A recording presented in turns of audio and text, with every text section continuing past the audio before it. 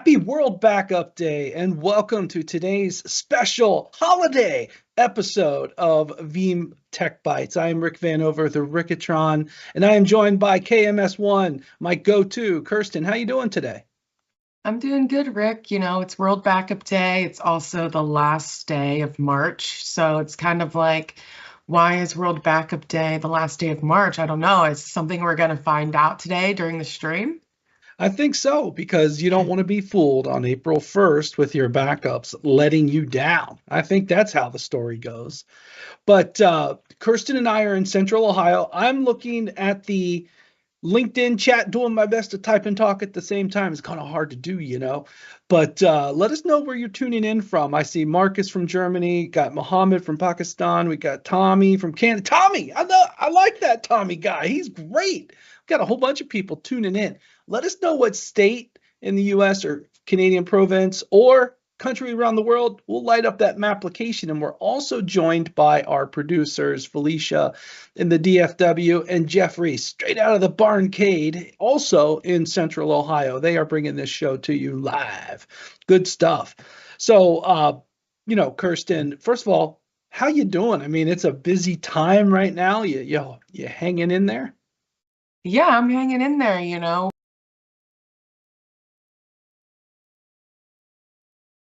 Something to do. There's always something to get done.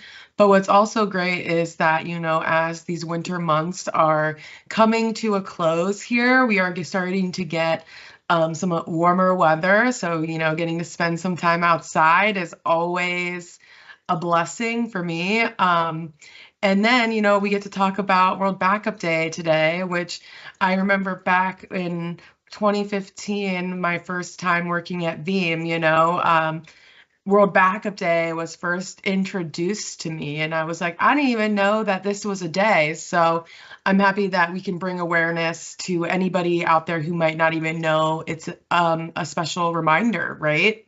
Yeah, indeed. I mean, I usually take this day off, but no, given that I now work in the backup industry, it's a priority. But the other big thing that's going on for us is Veeam. And, Kirsten and I are going heads down to try to get some stuff done here for Veeam. And you might be saying to yourself, what is Veeam? Well, Veeam is really a whole experience built around backup and even better, built around recovery. Let's take a quick look at what Veeam 2025 is and how you can check it out. Are you ready for the ultimate data protection event of the year? Because Veeam is back, bigger, bolder, and better than ever. Veeam 2025 is approaching fast, April 21st through 23rd, taking place in beautiful San Diego, California. This is where IT professionals, cloud experts, and business leaders from around the world come together to shape the future of data protection, cyber resilience, and IT innovation. And let's not forget, Veeam isn't just about learning. It's about connecting, celebrating, and having an unforgettable experience. Whether you're joining us in person or virtually, you don't want to miss it. Here are the top 3 reasons you should attend in person. Number 1, breaking news. Be the first to hear about latest product updates with live demonstrations on the main stage. Number 2, test your skills. Do you consider yourself to be a Veeam expert? Face off against other Veeam gurus and lab wars for a chance to win a cash prize. And number 3, it's all about community. Veeam is an opportunity to connect and network with your peers. Plus, let's not forget about that legendary Veeam celebration. Registration is now open and the session agenda is available at veeam.com. We'll see you in San Diego.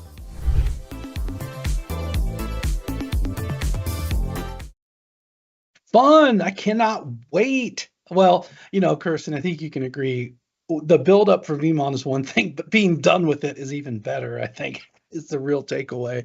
Yeah, that video looks so fun, especially that light tunnel they had last year. I wasn't there, obviously, like we talked about this before, but I was like, dang, I watched that video and I'm like, I feel FOMO. I don't want to feel that again.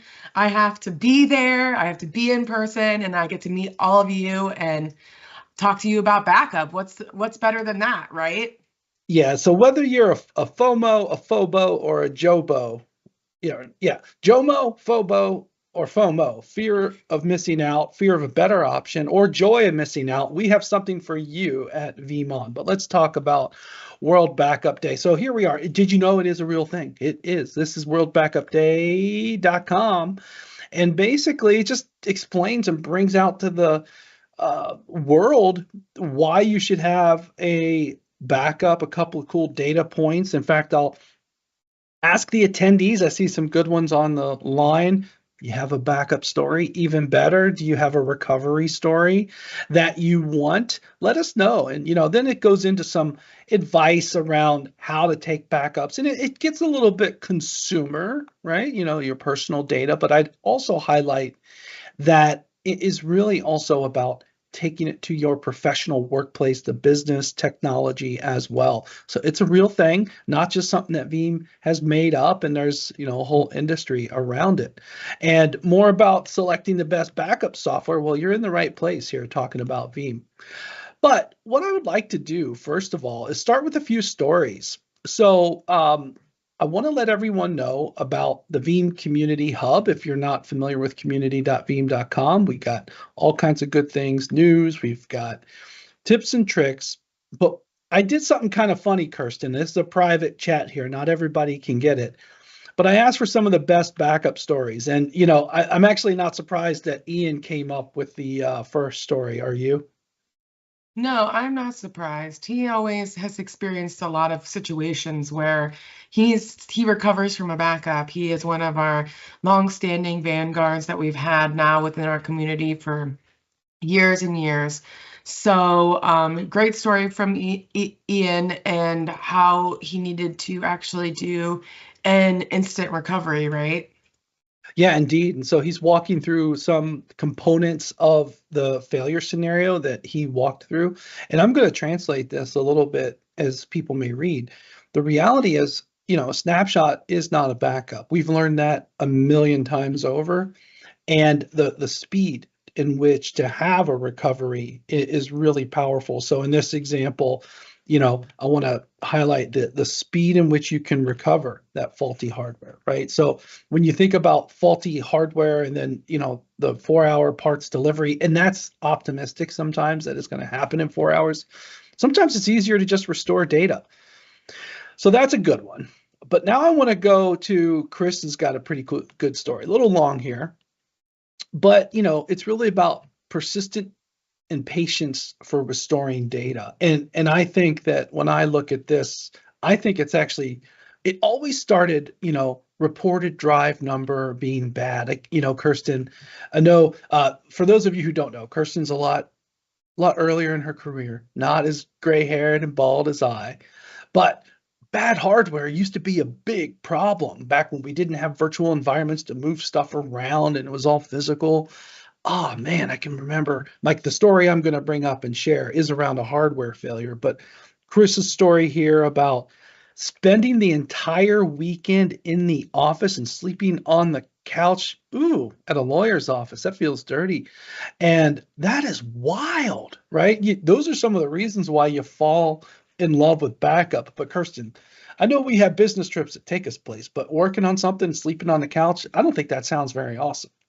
No, and I think that's one of the things too that when I read Chris's story, I thought about how he spent the entire weekend in the office, and then also like I thought about the importance of having that disaster recovery plan and having that documented. So when you need to stay in the office, right, you have, hey, this is the steps we need to do. Hey, this is where the closest place to get coffee. This is the closest place to get food, because like when you're in the office trying to get all this data back up and running, right, you might not be thinking clearly. You might need those extra steps in that documentation. So really, drove home to me the importance of having a disaster recovery plan and also the importance of documentation, right?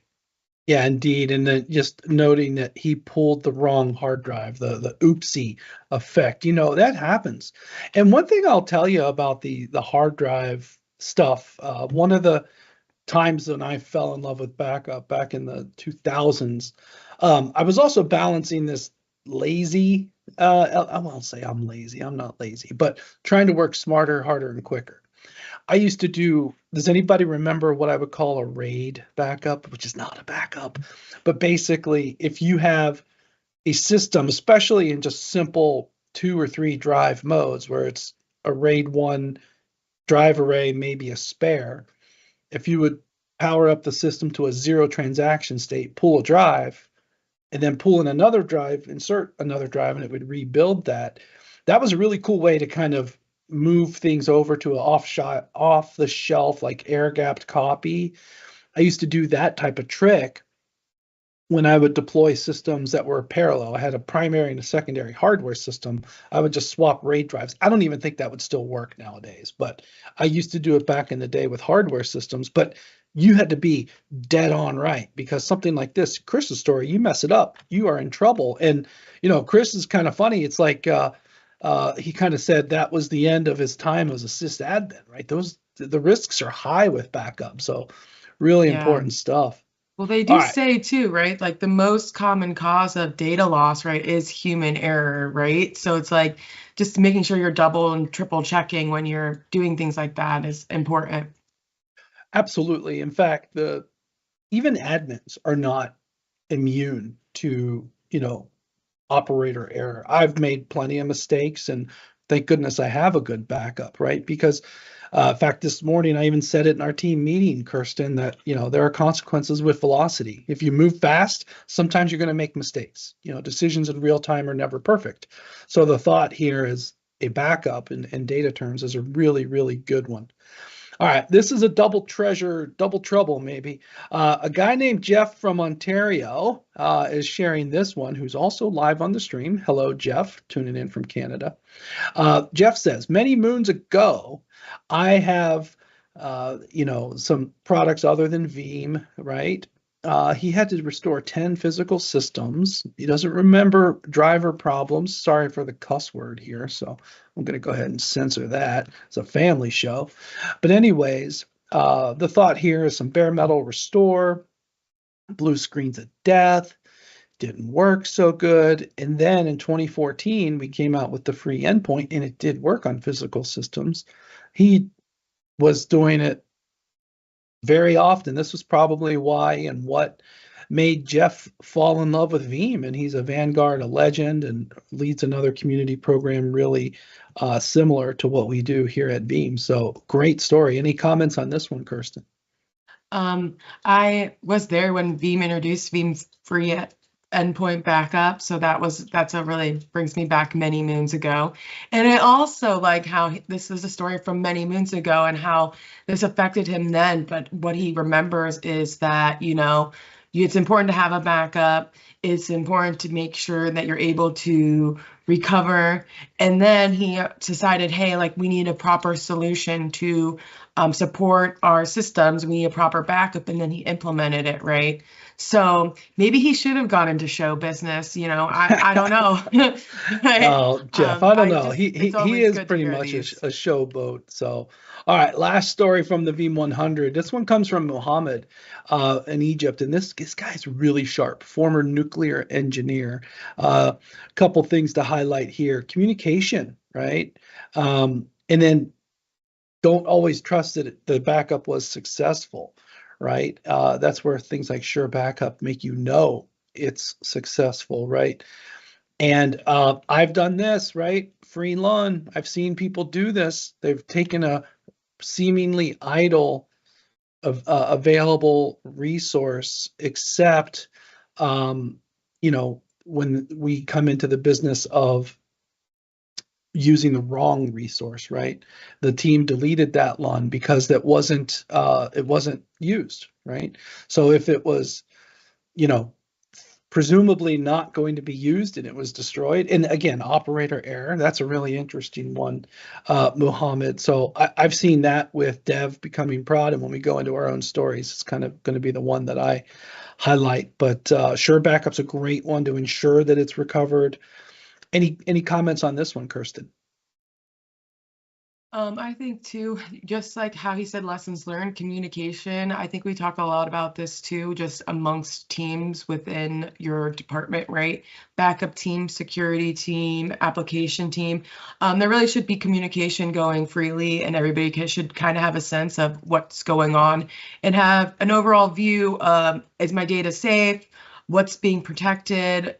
What's my recovery point objective? How long is it going to take me to recover?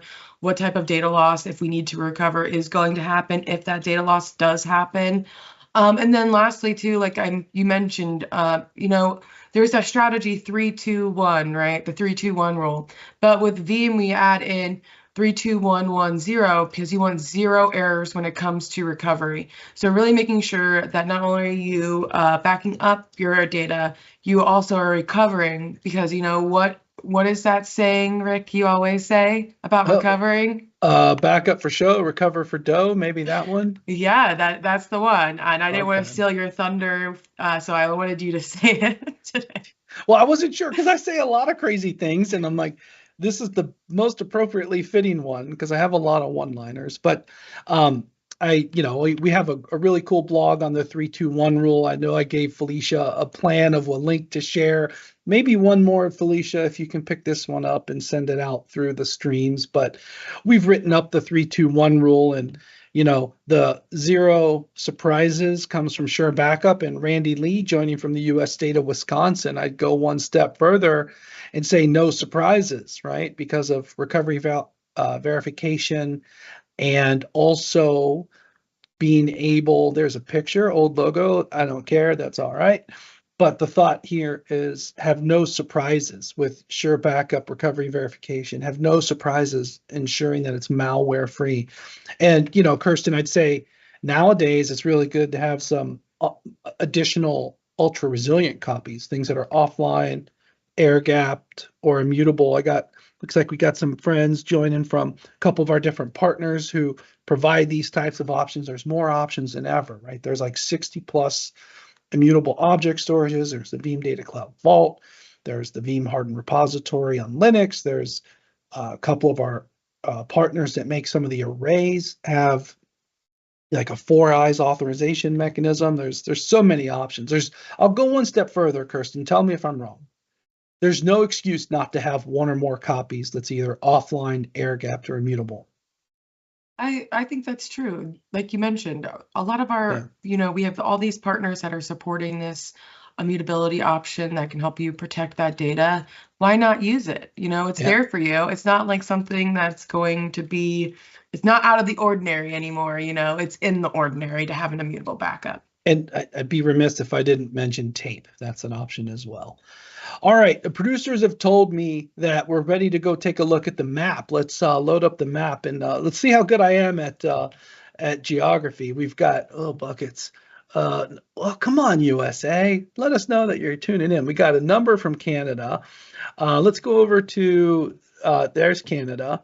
Let's go, I guess, east over to Europe, and let's take a look there. We got Germany, and I think that's Austria. I'm really bad at just the map. Oh, I got a whole list. It's Slovenia. Sorry about that. Let's go to South America. We got Colombia, and then over in the Middle East, we got Senegal, and then Pakistan. So let us know. I see a couple more tuning in across the world. Randy, you're in Wisconsin. Let us know. I gotta know you're there to map it up. All right. Back to your regularly scheduled program. So, when we talk about this 3-2-1 rule, Kirsten, let's go to our own stories. Do you want to go first with your story, or you want me to go first with my story? I can go first. I mean, this is the story I have, and I'm almost afraid to share the story because it's like, I don't know, I'm kind of a little superstitious at times, I guess. But the story that I have about losing my data was back in the day. I got my first iPhone back in 2013. So everybody has iPhones now. I didn't have one in 2013. That was my first time. And I actually was still in college at the time.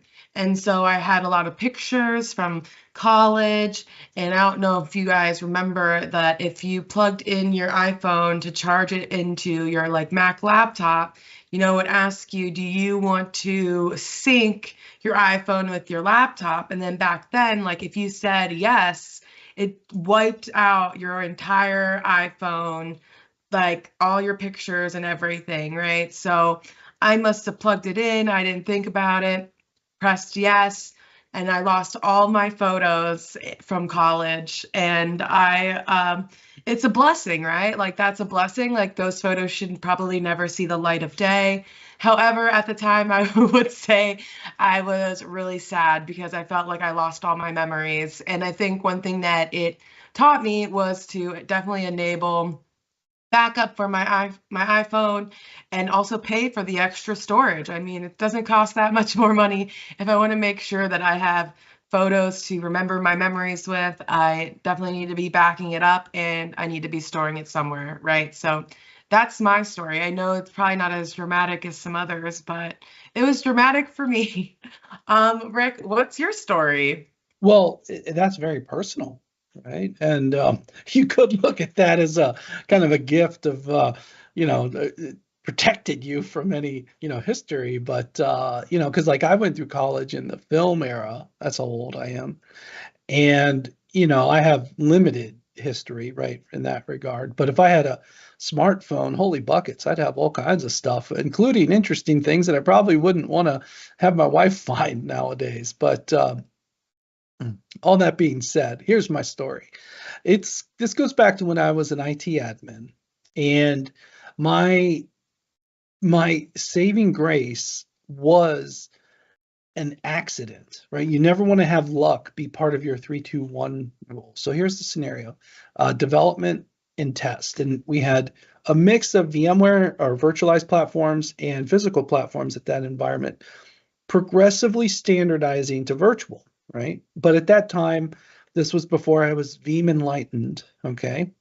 So in time check, this was like 2005, 6, 7 era, okay? And I was really a creature of habit. I think Kirsten would agree. I'm a creature of habit.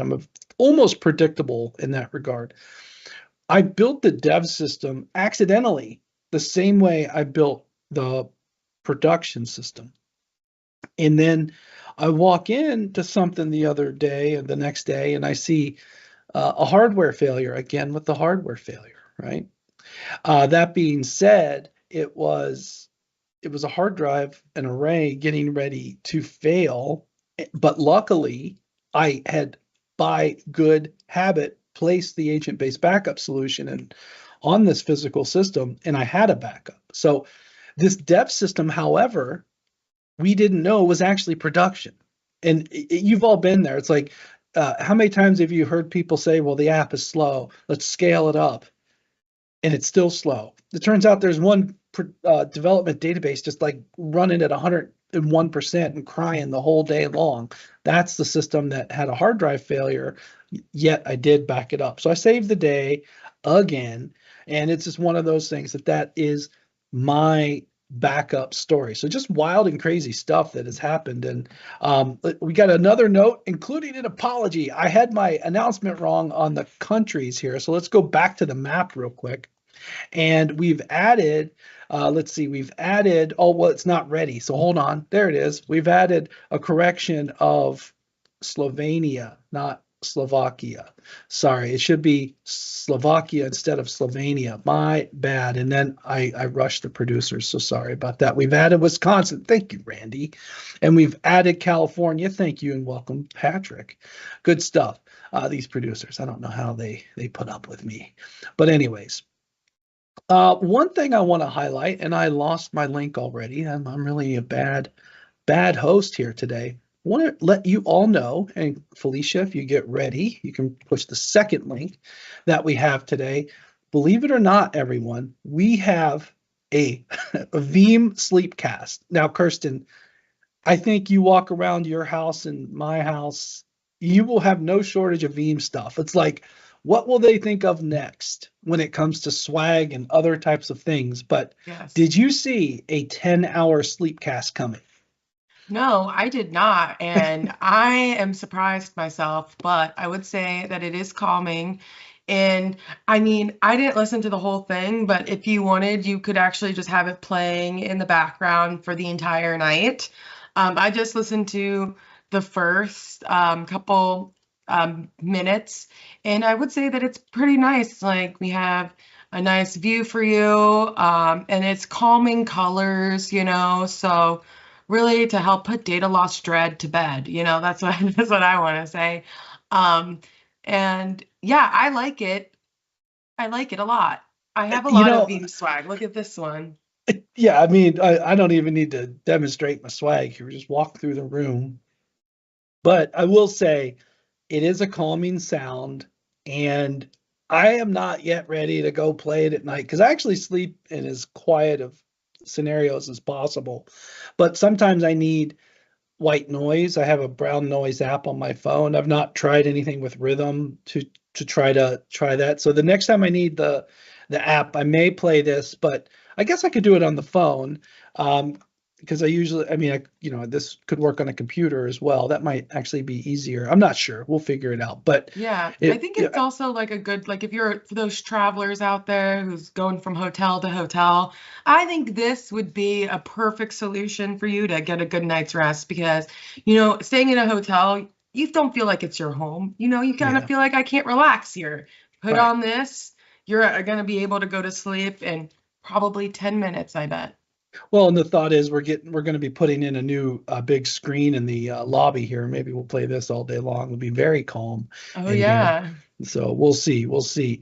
And then one more quick look at the map here. They've told me that they finally got it right. Let's start in Europe, where we've added Denmark, and we don't have Denmark on there. Oh no, there it is. It's on top of Germany. Sorry, I'm so bad. I just have a small preview, friends. I'm bad with that. We've added Brazil and South America, and we've added another African country. That might be the Senegal, I think, that was added as well. But anyways, big welcome everyone. And Pennsylvania came in late. I see ya, but we didn't mark you, if that makes any sense. All right, one last thing to talk about, Kirsten. Like I said, we started the week with or the show with the Veeam promo, but just to note, everyone, you can go right here and say join online to register for Veeam. Tomorrow, we launch the full agenda builder for those that are going to go to San Diego. I realize it's just 3 weeks away or such. Don't scare me. But if you search for online, spelled correctly, these are some of the sessions you can attend online. I know Kirsten and I did one around Veeam Intelligence. There's one around Veeam University. There's a lot of partner stuff. There's ours. I think that one looks like my favorite. What do you think, Kirsten? Yeah, I think ours will be good, but I also, even just looking at this, the Veeam service provider console is always very interesting. Oh, look, we got V13. What's coming? I don't know. Do you know, Rick? Well, I guess I'll have to attend the session, right? That's right. We And we set then, the stage. yeah, so there's going to be a lot of really great content available for you online that you're going to be able to access right from your home if you cannot attend in person, right? Indeed, indeed. So definitely check out vmon.com as a way to get more Veeam stuff. Along with that, Sleepcast every day is World Backup Day, as it were. All right, Kirsten, thank you so much for joining me here. But you are up on Thursday with a very special episode coming up. Yeah, we're going to What's be that gonna live from KubeCon. All my Kubernetes fans, you don't want to miss this one. If you can't attend KubeCon, we're going to be live from KubeCon with Julia and Michael. They're going to give us the lowdown of what's new, what's happening there, talk to you a little bit more about the events. So it'll be really exciting. And, I'm excited to know where they're going to stream from, right? Because last year they were in the Eiffel Tower in Paris. Are they going to be in Big Ben? I don't know. I am very curious of where they're going to stream from. So you'll have to tune in to find out. That's for sure. Yeah, I'm excited for that one, and thank you, Kirsten, for hosting that. I'll be on a plane. I have to run out to California for a good situation, tomorrow. But that one is up on Thursday in the next episode of Tech Bites and Veeam every day. Check it out at veeam.com. All right, a big thank you to Jeffrey coming at you live from the Barncade, our producer, and Felicia in the DFW. I want to thank you all for watching, and that concludes our stream. Have a nice rest of your day.